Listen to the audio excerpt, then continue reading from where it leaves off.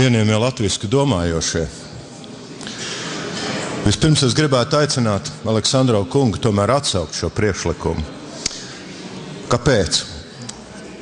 Tāpēc, ka es domāju, ka šobrīd mums jāpieņem ir lēmumi un jāizsaka priekšlikumi, kas mūsu latviski domājošos apvienotu, nevis šķeltu.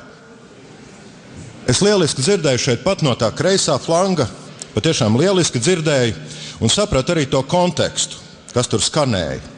Izņemsim ar laiku. Ar to domājot 11. un 18. novembra izņemšanu no svinamo dienu saraksta. Katrā valstī valsts neatkarības diena ir svinama. Aizver muti! Katrā valstī neatkarības diena ir svinamā diena.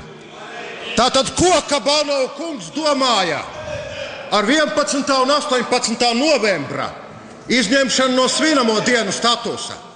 Viņš domāja ar Latvijas valstiskuma izmaiņām. Un tā mēs te tagad tukšus salmus kuļam, lai tas tur, kreisais, zvēru un putnu dārs, varētu par mums ņirgāties. Būsim vienoti! Paldies, deputāta kungs, jums aizrāda par sarunāšanos ar zāli. Vārds debatēs deputātam Igoram Aleksandrovam.